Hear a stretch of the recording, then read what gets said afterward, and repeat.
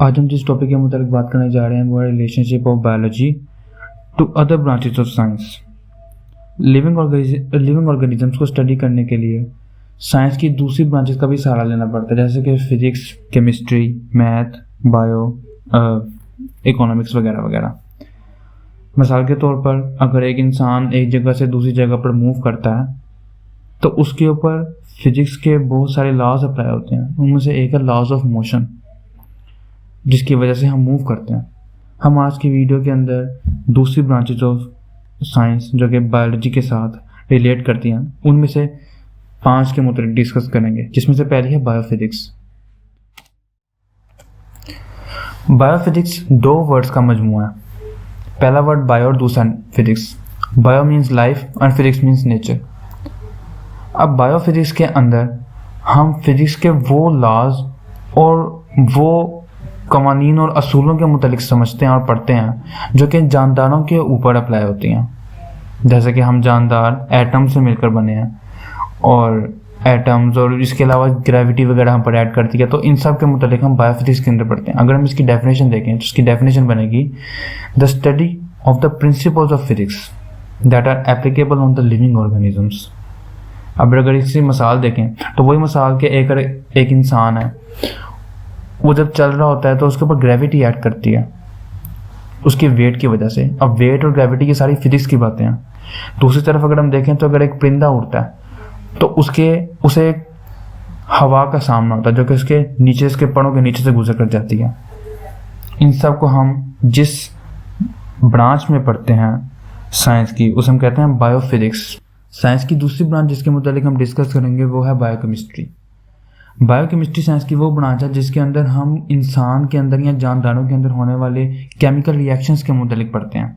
The study of the chemical reactions that are taking place in the living organisms. For example, जब हम सांस लेते हैं, respiration होती है, या पौधों के अंदर फोटोसिंथेसिस होती है, तो उसके नतीजे में उनके अंदर बहुत सारे केमिकल रिएक्शंस हो रहे होते हैं।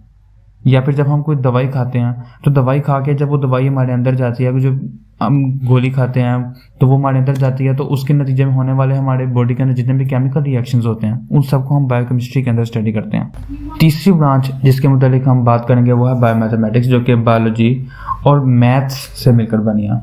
नाम से ही जाहिर है कि मैथ्स के प्रिंसिपल को यूज़ करते हुए हम जानदारों के मुताबिक पढ़ते हैं इस ब्रांच के अंदर।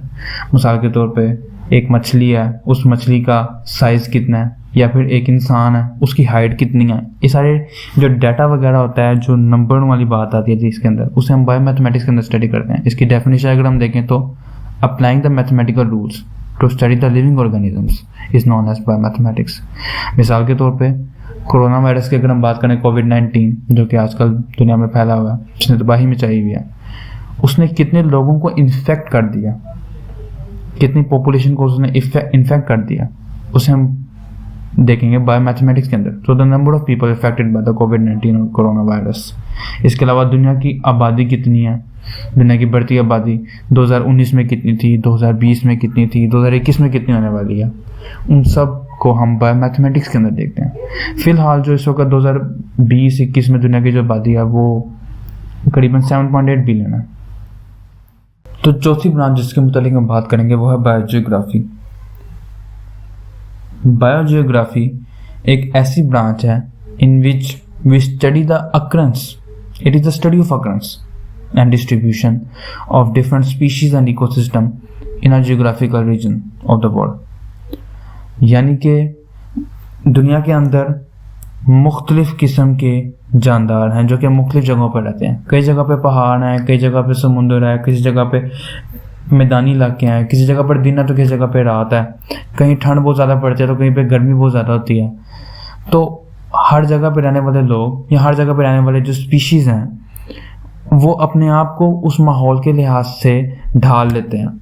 मिसाल के तौर पे पहाड़ी इलाकों में रहने वाले लोगों के अंदर खून ज़्यादा होता है, या यूँ कहें कि उनके खून के अंदर हीमोग्लोबिन ज़्यादा होता है, जबकि जो लोग सी लेवल पर रहते हैं जैसे कि कराची के लोग, उनके खून के अंदर हीमोग्लोबिन कम होता है मरी के लोगों के लिहाज से। इसी वजह से जब वो पहली बार मरी जाएंगे या जो लोग पहली बार किसी पहाड़ी इलाके का सफ़र करेंगे तो उनको उल्टियाँ वगैरह बहुत आती हैं। लास्ट ब्रांच जिसके मुताबिक हम बात करेंगे वो है बायो इकोनॉमिक्स।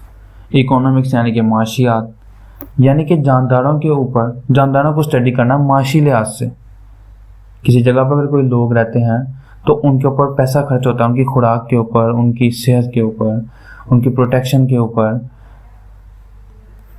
मिसाल के तौर पे हुकूमत बाहर से कोई चीज़ें खाने पीने की मंगवाती है, या फिर इधर भी कोई चीज़ें उगती हैं, कोई गंदम की फसल हो गई, मकई चने वगैरह की फसल हो गई, तो उसके ऊपर हुकूमत ने कितना पैसा खर्च किया है। या फिर अगर आप घर में कोई चीज़ उगाते हैं तो उसके ऊपर आप कितना पैसा खर्च करते हैं।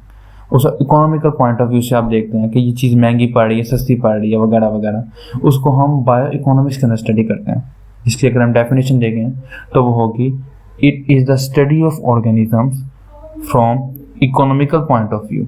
माशी लिहाज से जानदारों के मतलब स्टडी करना। मिसाल के तौर पे अगर हम गंदम की फसल को देखें, जो गंदम की फसल को उगती है, तो उससे हमें कितना मुनाफा हुआ है, उस पर कितनी लागत आई है, उससे होने वाला नुकसान कितना है। तो इन सब चीज़ों को हम बायो इकोनॉमिक्स के अंदर स्टडी करते हैं। तो ये सब था relationship of biology to other branches of science. Hope you like this video. Thanks for watching.